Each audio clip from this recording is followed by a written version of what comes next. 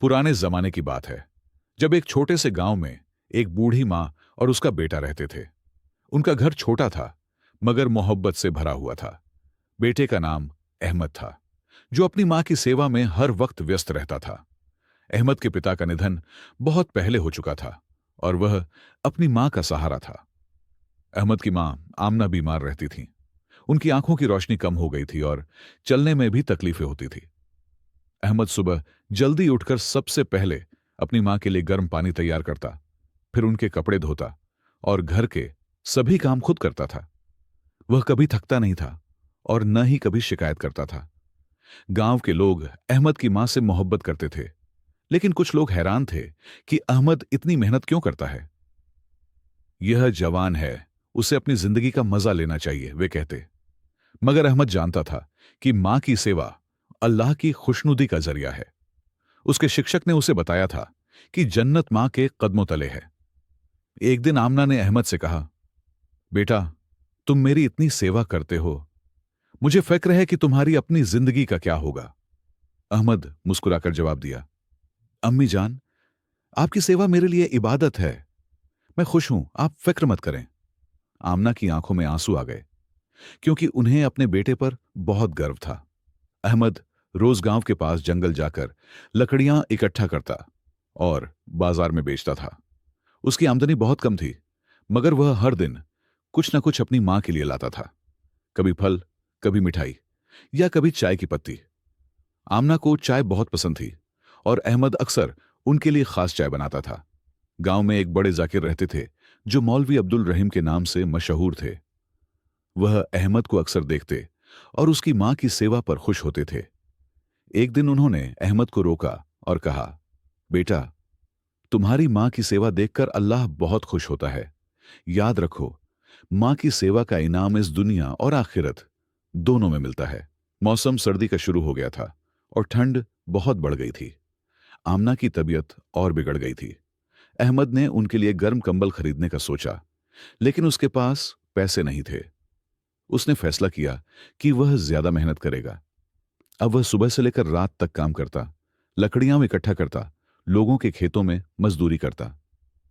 एक रात जब अहमद घर लौटा तो उसने देखा कि उसकी मां को बुखार है। वह घबरा गया और तुरंत गांव के हकीम के पास गया। हकीम ने दवा दी और कहा, तुम्हारी मां को अच्छी खुराक और आराम की जरूरत है। अहमद परेशान हो गया। उसे पता था कि अच्छी खुराक खरीदने के लिए पैसों की जरूरत है। वह रात भर सोचता रहा। अगले दिन अहमद ने फैसला किया कि वह गांव से दूर शहर जाकर काम खोजेगा। वहां ज्यादा पैसे मिल सकते थे, मगर इसका मतलब यह था कि उसे अपनी मां से कुछ दिन दूर रहना होगा। उसने अपनी मां से कहा, अम्मी जान, मैं आपके इलाज के लिए शहर जाकर काम करूंगा। पड़ोस में रहीम चाचा की बीवी आपकी देखभाल करेंगी।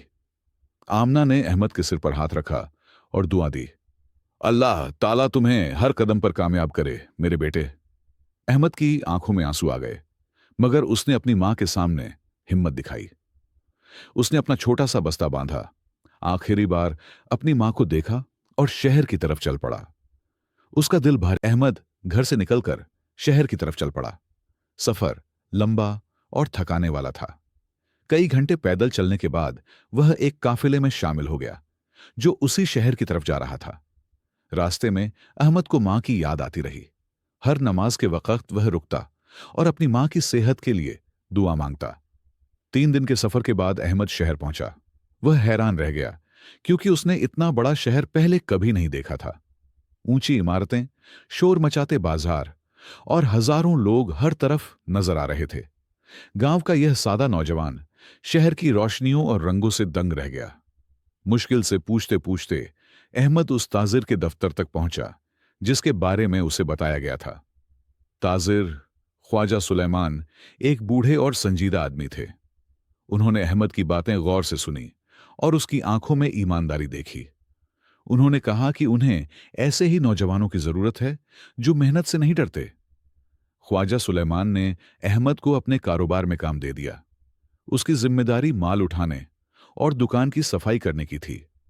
काम सख्त था, लेकिन तनख्वाह अच्छी थी, जो उसके गांव की कमाई से कई गुना ज्यादा थी।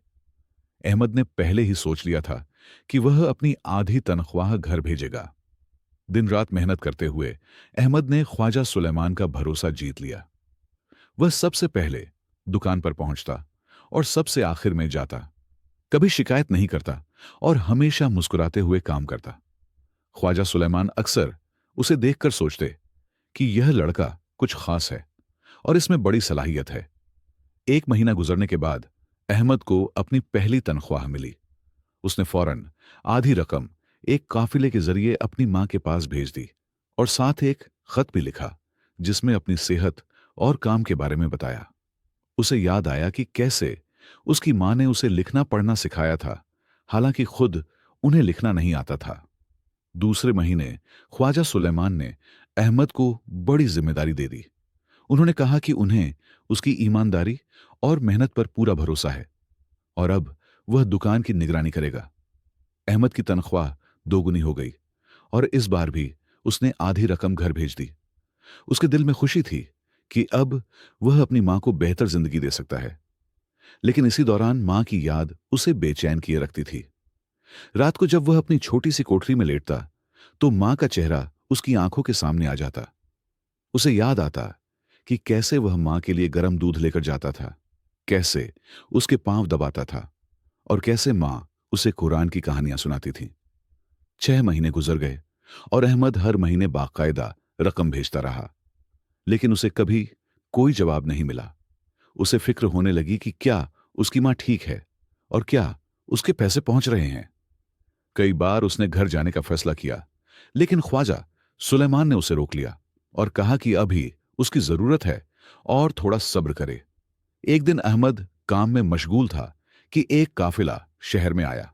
उस काफिले के साथ एक आदमी आया जो अहमद के गांव से था। उसने अहमद को देखा और पहचान लिया और कहा कि क्या तुम वही अहमद हो जिसकी मां फातिमा है? अहमद का दिल जोर से धड़कने लगा और उसने पूछा कि क्या उसकी मां ठीक है। आदमी का चेहरा उदास हो गया और उसने कहा कि उसे एक बुरी खबर देनी है। अहमद के दिल में खौफ की लहर दौड़ गई। उस आदमी ने बताया, तुम्हारी मां की तबीयत बहुत खराब हो गई है, वह बीमार हैं और तुम्हारा इंतजार कर रही हैं। अहमद के पैरों तले जमीन निकल गई। उसने पूछा कि मैंने हर महीने पैसे भेजे थे, क्या वो नहीं पहुंचे? आदमी ने सिर हिलाकर कहा कि नहीं, हमें कुछ भी नहीं मिला। अहमद फौरन ख्वाजा सुलेमान के पास गया और उन्हें सारी बात बता दी। ख्वाजा सुलेमान ने अहमद की आंखों में आंसू देखे तो उनका दिल भी पसीज गया। उन्होंने कहा कि तुम फौरन जाओ, तुम्हारी मां को तुम्हारी जरूरत है। उन्होंने अहमद को उसकी पूरी तनख्वाह दी और कुछ ज्यादा पैसे भी दे दिए। अहमद ने जल्दी से सफर की तैयारी की।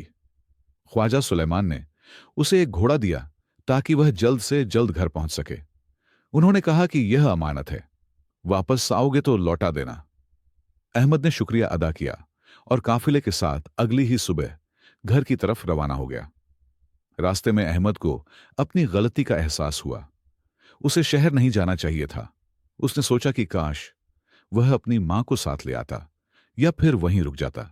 दिल में पछतावा ली वह बेचैनी के साथ घर पहुंचने की कोशिश करता रहा।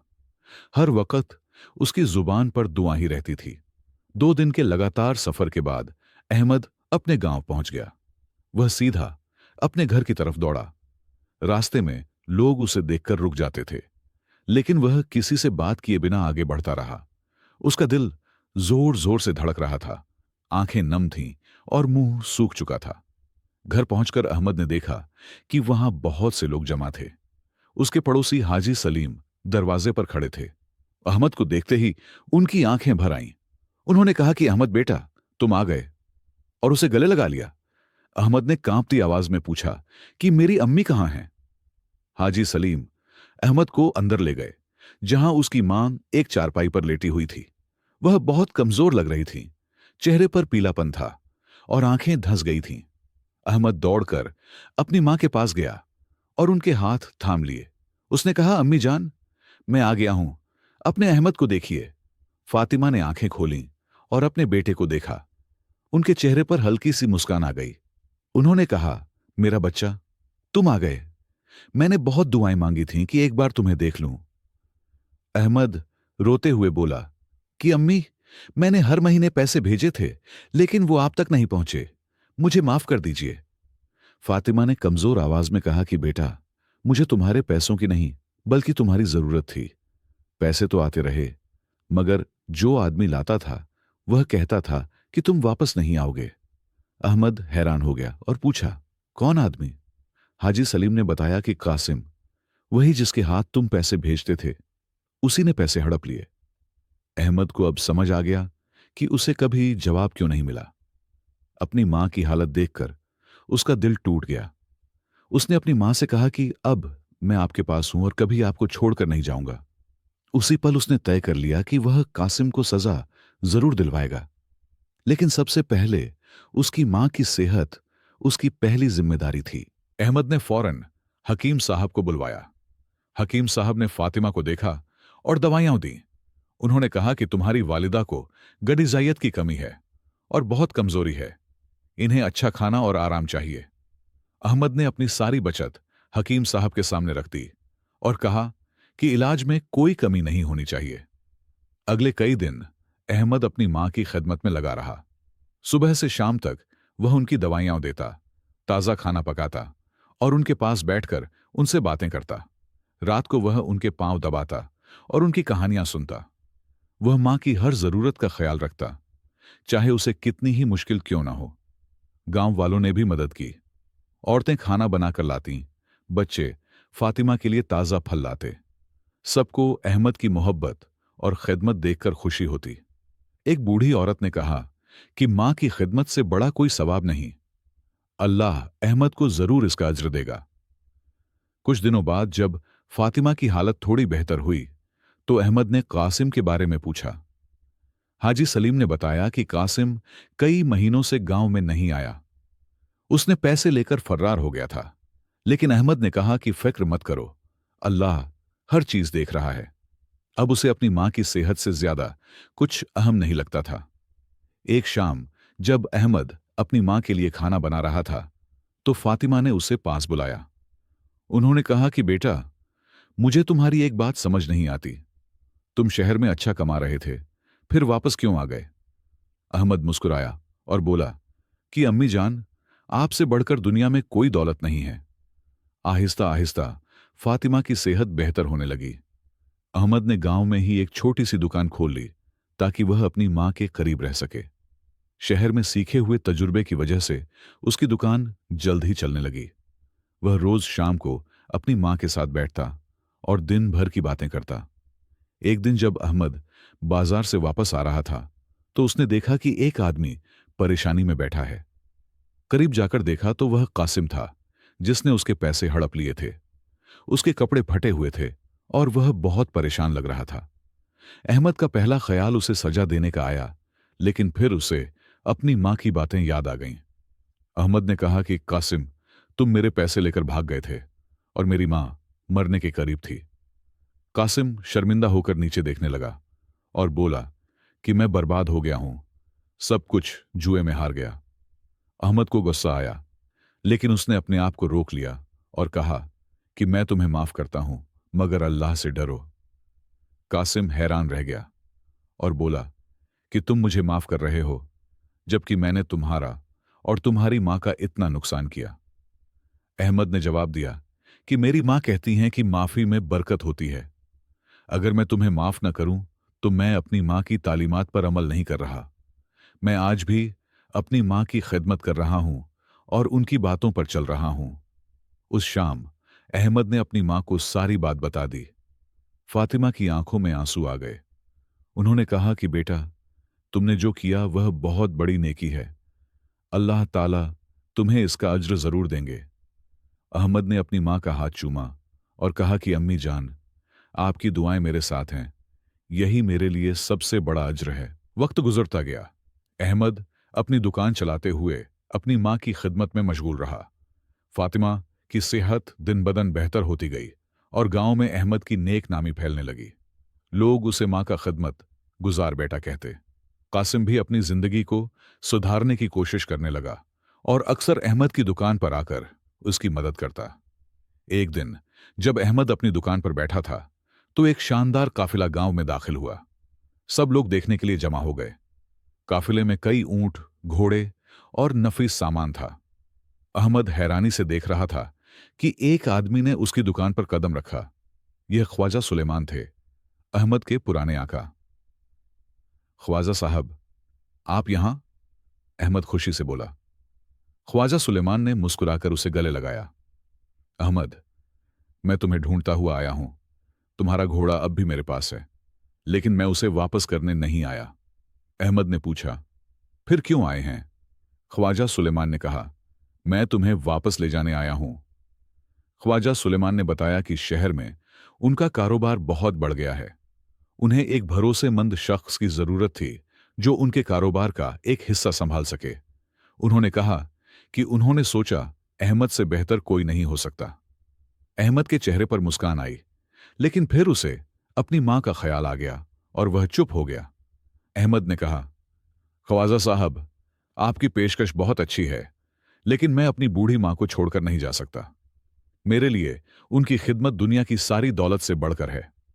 ख्वाजा सुलेमान ने अहमद की आंखों में मोहब्बत और वफा देखी तो उनका दिल भर आया। वह अहमद को उसकी मां से मिलने ले गए।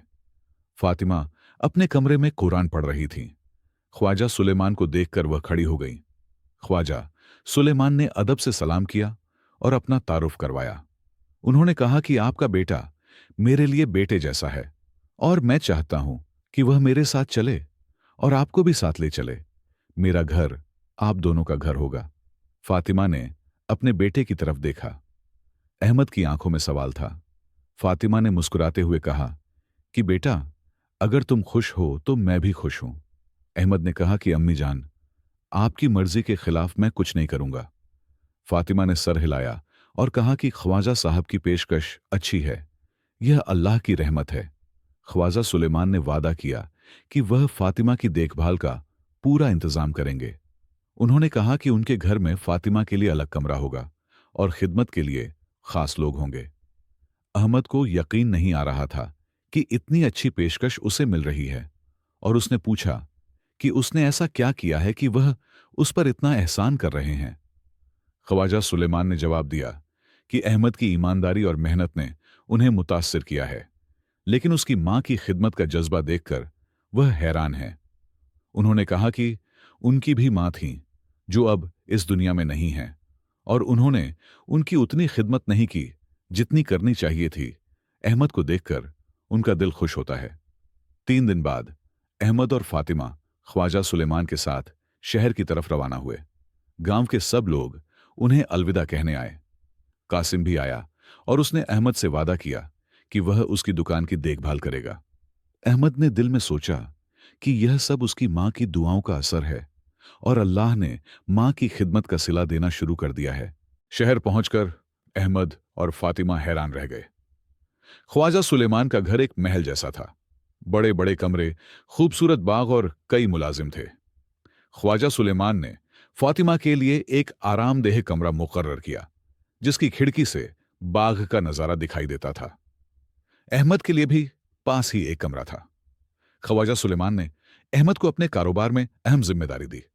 उन्होंने कहा कि यह उनके कारोबार का उत्तरी इलाके का हिस्सा है और अब यह अहमद के हवाले है।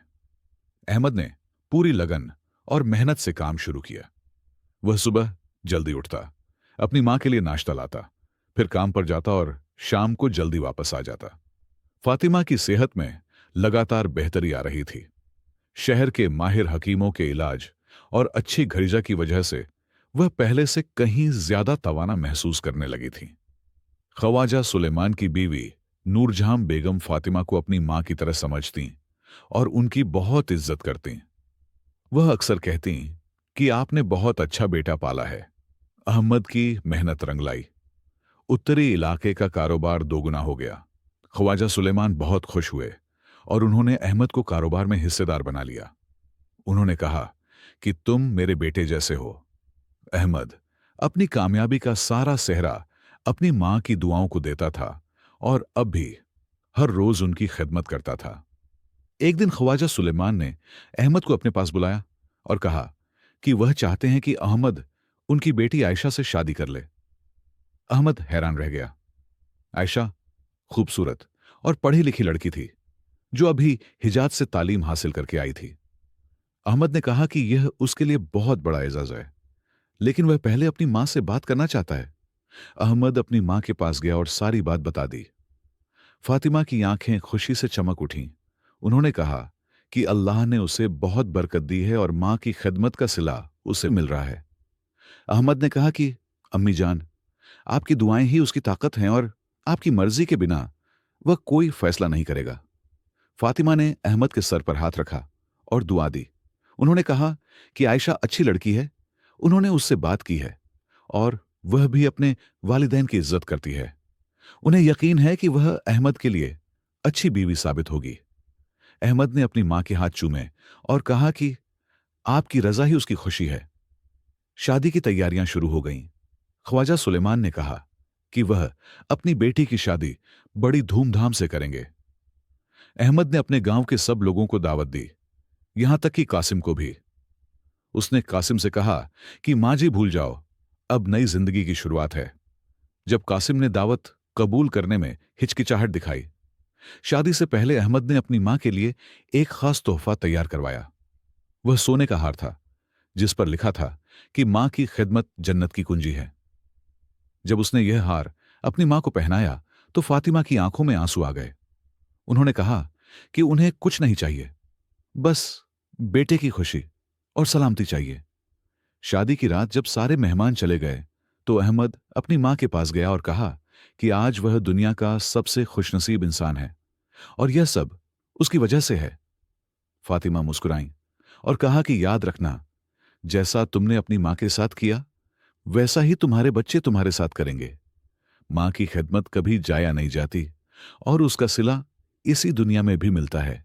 शादी के बाद अहमद और आयशा की जिंदगी खुशियों से भर गई। आयशा नेक दिल और समझदार बीवी थी जो अहमद की मां फातिमा की भी बहुत इज्जत करती थी। वह रोज सुबह उठकर फातिमा के लिए ताजा नाश्ता तैयार करती और उनकी खिदमत में कोई कसर नहीं छोड़ती। अहमद यह सब देखता और खुश होता कि उसकी बीवी भी मां की कदर करती है। ख्वाजा सुलेमान का कारोबार अहमद के हाथों में और ज्यादा फलने फूलने लगा। अब वह बड़े सरमायादारों में शुमार होता था, लेकिन उसकी सादगी में कोई फर्क नहीं आया था। वह अब भी रोज अपनी मां से दुआ लेता और उनके कमरे में बैठकर उनसे बातें करता। वह अक्सर कहा करता कि दौलत कमाना आसान है, लेकिन मां की दुआएं अनमोल होती हैं।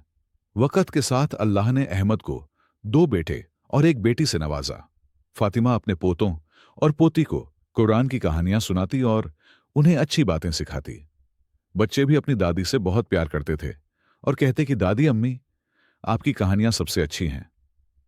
फातिमा मुस्कुराकर कहती कि मेरे बच्चों, हमेशा अपने वालिदैन की इज्जत करना। साल गुजरते गए और फातिमा बूढ़ी होती चली गई। अब वह ज्यादा वक्त बिस्तर पर रहती थीं। अहमद ने उनकी देखभाल के लिए खास लोग रखे थे, लेकिन खुद भी रोज उनकी खिदमत करता था। आयशा भी सास की सेवा में कोई कमी नहीं करती थी। पूरे घर में फातिमा की इज्जत थी और सब उनकी हर बात मानते थे। एक रात जब अहमद अपनी मां के कमरे में गया तो देखा कि वह आहिस्ता आहिस्ता कुरान पढ़ रही थी। अहमद ने कहा कि अम्मी जान, आराम करें, मैं पढ़ दूंगा। फातिमा मुस्कुराई और बोली कि बेटा, मुझे लगता है मेरा वक्त करीब आ गया है और मुझे तुमसे एक बात कहनी है जो मैंने कभी नहीं बताई। फातिमा ने बताया कि बेटा, तुम मेरे सगे बेटे नहीं हो। अहमद हैरान रह गया। फातिमा ने धीरे से बताया कि जब वह जवान थीं तो एक दिन उन्हें मस्जिद के बाहर एक छोटा सा बच्चा मिला था। उन्होंने उसे अपना बेटा बना लिया और कभी किसी को नहीं बताया। उनके शौहर का इंतकाल उस बच्चे के मिलने से पहले ही हो गया था। अहमद की आंखों में आंसू आ गए। उसने कहा कि अम्मी जान, आपने मुझे पाला, मुझे जिंदगी दी, आप ही मेरी मां हैं। फातिमा ने कहा कि बेटा, मैंने यह इसलिए बताया ताकि तुम्हें पता चले कि रिश्ते खून से नहीं, मोहब्बत और कुर्बानी से बनते हैं। मैं हमेशा तुम्हारी मां रहूंगी, चाहे इस दुनिया में रहूं या न रहूं। अगली सुबह जब अहमद अपनी मां के कमरे में गया तो देखा कि वह मुस्कुराते चेहरे के साथ हमेशा के लिए सो चुकी थी। वह फूट फूट कर रो पड़ा। आयशा ने उसे संभालते हुए कहा कि वह अब जन्नत में है और उनकी दुआएं हमेशा आपके साथ रहेंगी। पूरे शहर ने फातिमा के जनाजे में शिरकत की और हर कोई उनकी नेकी का जिक्र कर रहा था। फातिमा की वफात के बाद अहमद ने उनके नाम पर एक खैराती अस्पताल और मदरसा बनवाया। उसने अपने बच्चों को हमेशा सिखाया कि तुम्हारी दादी ने मुझे गोद लिया था और फिर भी मेरा पालन पोषण किया। इससे बड़ा एहसान कोई नहीं हो सकता। अगर तुम चाहते हो कि तुम्हारी औलाद तुम्हारी इज्जत करे, तो अपने वालिदैन की इज्जत करो। आज भी उस शहर में अहमद की कहानी मशहूर है, जिसे लोग मां की खिदमत का सिला कहते हैं। वालिदैन, खास तौर पर मां की खिदमत का सबक देते हुए लोग कहते हैं कि एक यतीम को अपना बेटा बनाने वाली मां और उस मां की खिदमत करने वाले बेटे को अल्लाह ने दोनों जहानों में इज्जत बख्शी। याद रखो, जन्नत मां के कदमों तले है।